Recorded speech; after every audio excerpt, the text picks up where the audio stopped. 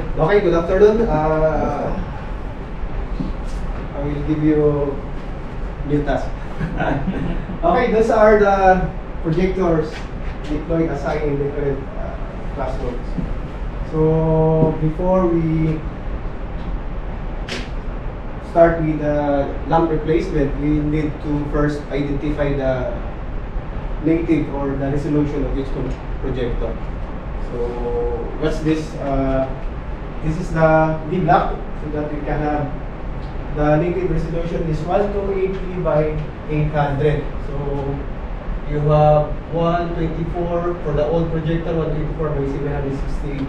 So that's the resolution for the computer or for the projector. Different. Okay, you need first identify the resolution of the projector, because projector is dependent from the input of the computer. For example, your computer, you will deploy a computer from the staff. That's it, the resolution that you're using is from the computer in the monitor. If you will deploy that in the classroom with this resolution, for example, this resolution, without changing the resolution from the computer, what will happen to the display? So now, for the display, for the output, you are using projector, not the LCD monitor, because LCD monitor can display high resolution. So what will happen to the new display? Because your display is coming from the computer and the output for the projector. So, for example, if this is the native resolution, okay, this is the projector. Then from the computer, this is the resolution. You will put this settings here. What will happen? It will display on? No. No. This is the projector display, and this is your settings in the computer. So what will happen to the display in the projector? It's not clear. It's not clear, or some text will not display 100%. Another, because of high resolution from the computer, it will display out of range. So bear in mind that in projector, you need to focus on the projector native resolution. So adjust the computer according to the model. According to the model. So we have 1 to 80. You can go higher. It will display for full HD for this one, and this one for the D block. You can display 1080p for full HD. You can try adjust the resolution. If there's no, it will not display 100%, then go down. Okay? But I will give you some, as we go along with our discussion, I will show you for this one. This is very old. Now, we'll go to the last part. This is your final lamp replacement. Always with presence of mind, because it contains mercury. So never drop or you see, if you will buy, you can see the sign, mercury. So I searched from the net, anyway, it's only small amount of, if you heard from the classroom, actually this, no training from the company that this one you need to replicate in the health protocols regarding projector. As a technician, you need to have our prevention about this one. So if there's a pop in the classroom, ask the teacher to replicate the low inside, because you will, the mercury in the lamp is a vapor. Once it will scatter in the room, then we will inhale. So that's the problem with that. So anyway,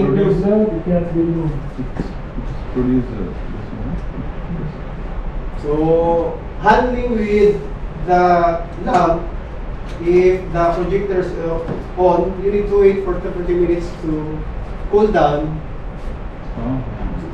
in removing. Anyway, in handling with the lamp, okay, you have this one for you. Okay, so in replacing, you have the connector. So see to it that once you insert the lamp, you can hear the from the connector.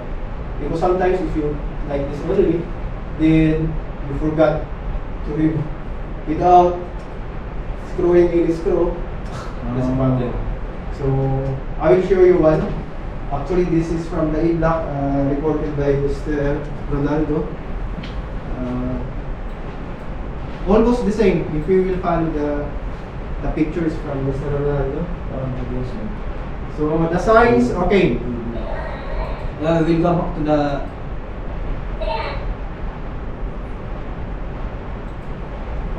okay, these are the signs or the indicators that we encounter based on the experience. We will not base on the internet, based on the experience we encountered in the college. So before replacing the lamp, we need to check first the lamp time consumed by the projector. That's why it's very important. If you replace the projector lamp, you need to reset the time. Because you need to reset. You have Reset first before replacement? No, replace after, first? after. How to reset? After. I will show you after. So First, how to see the lamp time? Okay. So these are the indicators first. Yeah. Lamp time and projector keeps turning off. So the projector, the lamp cannot generate light anymore. So that's why It's turning off. off. It cannot no more. The mercury is not enough to have a light. So it will be off. Then it is cooled down, on again, and off.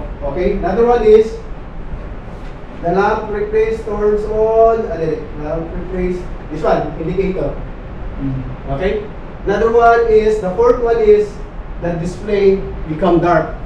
So you cannot say anymore, okay, it's dull, even if you will adjust the focus or the zoom and so on and so forth. Then you will check the VGA cable, maybe the pins are bended or what. So dark. If there's no brightness from the display, it means to say from the lamp time and so on and so forth, it's time to replace the lamp. Coming from the lamp, it will be distributed into three colors to the LCD. Okay. Once it will display in a yellowish, one polarizer is already damaged. Okay? Yellowish. I forgot to bring the polarizer. You're familiar with this eyeglasses, polarizer. If you will put, it is too much light. If you will put, okay, the display. Sunglasses. Sunglasses, Yeah. okay? So, Polarized. same with the projector. If that polarizer cannot filter the light anymore, it cannot give the exact color to the LCD, 3 LCD. How the LCD can process same colors if that input color is not correct? So that's a problem with the polarizer. Then if you encounter the yellowish, that's a polarizer problem with the Sony VPN. The rest, no problem encountered, only the Sony VPN. Because it's time to resign for the retire for the Sony VPN. Maybe 8 years, 9 years, 10 years. Quota. For the display, then there's a black circle at the center, or it's a 3 LCD problem. The LCD dried already. So it's being, for the new projectors, you can encounter that maybe after 5 years. Sony PPL, it's been in 10 years for service. So it's What is the problem with B113? B113. Yeah, saying that yellow 3D light effect. Yeah. Yellow, blue color. Yeah. That's a Same problem. polarizer. Alright. If the projector is Sony BPL, kaliwali. It's time for replacement. That's why we requested ultra short throw Epson 10 replacement in engineering. That's why Alolor is very excited with the projector. It's an Epson ultra short throw. Cost 700 riyals. How many projector? 10. He asked me last week, how many projector replacement will be? So for the lamp replacement, you know already the indicators, the symptoms, and so on and so forth. We will continue the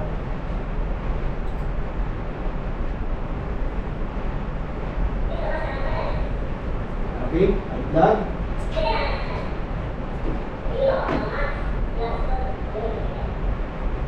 My question was watching for the video. How long the replacement took place normally?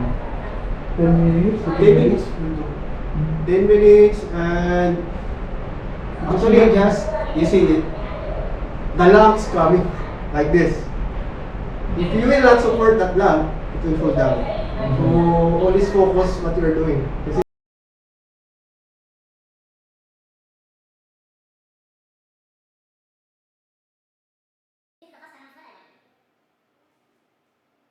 Second announcement, you know the marks you have scored during the midterm.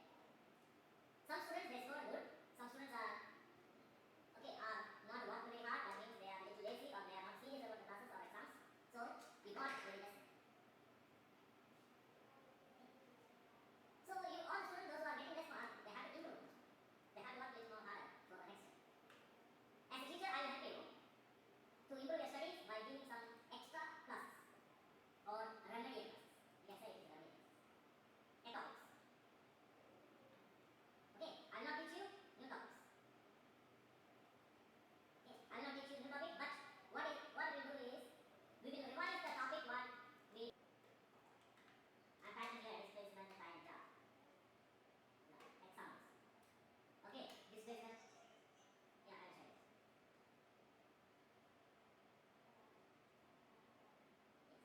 Can you see now? I got it prepared. Okay, look this case. There's a question here. When you have this question, this type of question, if a student is finding this one, you have this question like this. This is a question. Can you see the question now? A woman is moving from one corner shop to the back. She is going from here and she is coming back to the same. Okay. He is going to shop and then she is coming back to home. The graph is given here. This is the time graph is given. What is the total distance from A to B, B to C, A, B, C? From 0 to 30, 30 to 50, you have to find secondly, and 50 to 70, you have to find the third time. Velocity is positive because we studied that one in the last class. Velocity is positive. It is increasing the distance. Displacement is increasing. 0 to 60 is coming. 60, but little because when we are discussing this question, it is the previous chapter. The questions are coming from the previous chapter, chapter number 1. Let's to explain one question. Every students can understand it very easily. Then we can move to the next question. Such a way in the class itself we can finish maximum questions. So which day we want to get a remedial class? Tell me. Please send me the message to the. I reset the lamp time. Okay. It so happen it's a blurred. Okay. The lamp time. Reset the time, that one? Okay. A question of Mr. Saud. Okay. The projector is very hot because of the lamp, because of this lamp. Okay. If you're in the classroom, it uses aircon to have cold temperature. Okay. So the projector will get the cold temperature going inside the projector. So without filter, the mirrors, the LCD inside is very sensitive in the dust. Once the LCD blocked by the dust, you cannot see the right color or the right display for the projector. So the filter will filter the dust coming inside the projector. So aside from filtering the dust, it will go with the cold temperature. Then by the use of the exhaust fan, it will go out. Okay, one question, huh? That's the use of the filter. But nowadays, ultra short projectors, it has no filter anymore. Like WinQ, it has no filter. It's a dust-free projector. Any question regarding with the... Then after replacement, that lamp, you need to reset the time. Where? you're not watching, huh? Check. No, after that one. Turn on. One by one. Okay, so you will turn on the projector.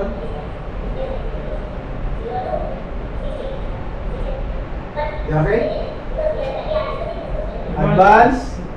It's the decision is blurred. So then you have lamp time. Reset the lamp time. Okay. After resetting, you have filter time. Reset.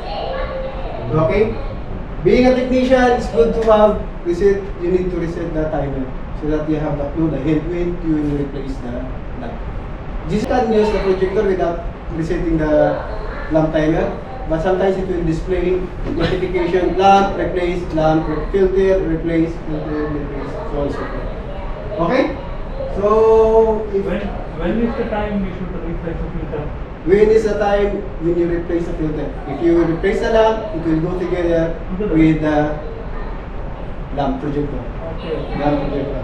If there's no filter, you need to clean the filter with like this. This one, if the box is like this, there's no filter. But if the box is from the original, there's a filter inside. So you need to reset the filter at the same time.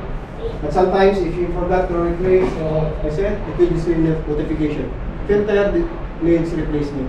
Blah blah blah. Same with the printer. If you replace the filter, then you did not reset, it will always display. Replace also filter. Replace also filter. Okay? So we still save time?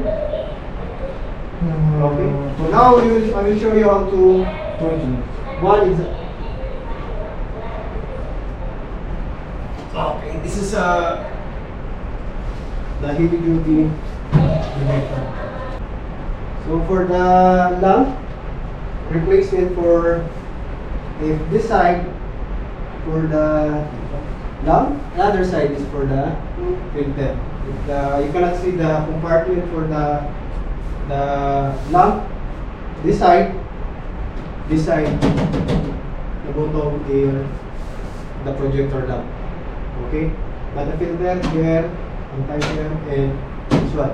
For this model, the lamp, you cannot see the compartment covered with this one. So remove this cover, the projector lamp is in this area. Okay? So Mark, which model more meticulous for Lamp? cleaning? for Which model of the projector? More meticulous? Based on model, we have to buy the lamp. this one. There is no universal lamp. This is the one complained by Mr. Joel. Oh, This is the old let one. him only hold. Old. What's the problem with Let this? him only. If we will replace, for example, I will show you. He's holding. So then you saw the. Sydney moving See? forward. Lamp. This is the filter. The filter. Yeah. Other side, I will show you later. Because the question is. Okay, so this is the Lamp. one Mr. Joven Lamp. there's a problem with this unit. The problem is the connector is a male and female. Okay, power connector. You will insert. If you will remove that connector, it's not easily to remove. Oh. Careful in removing one screw. Actually, there are two. This is only the difficult one. So BPM. But if you don't want to replace, you can ask the technician, the electrician to replace. They knows how to replace. Maintenance. Dado. We know how to work. Yeah, because he's doing this. Okay. Lamp replacement. If you will replace the lamp, this is the connector, the male connector and the female Front, yeah. side. So maybe if you will rotate this one, it will not go inside. Yeah. So always check with the Same. connector and the connection. Okay? Oh, connector is down. Down. Down You part. need to check not all the time that maybe Yeah, it's don't- not set. You cannot see here. See? Not in the side, but the top. There. Filter? Yeah, Okay. The filter is already Oh. fabricated. I use it fabricated natin. So no filter replacement for this. So all you need to do is clean. Yeah. So try. Saud, you want to try? So try, connect. Try now. You are the. Okay. This one. If something wrong with the projector, call Saul. No.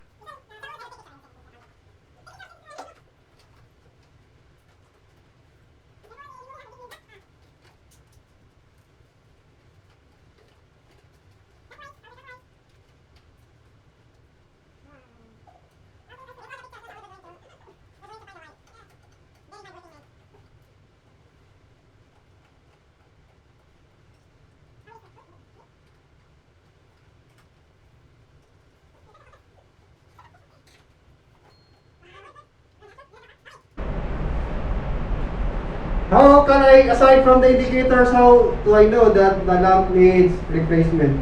If the lamp, a new lamp is like a clear sky. If the lamp will become foggy or like this, that's the time to replace. This one is not working, huh? Yes. How, You see the clear as the sky. That's a new. Ah, see this one. Ah, It's not clear anymore, so it cannot display anymore the right. This one new. This one you. What? You look at the difference. Look at the difference.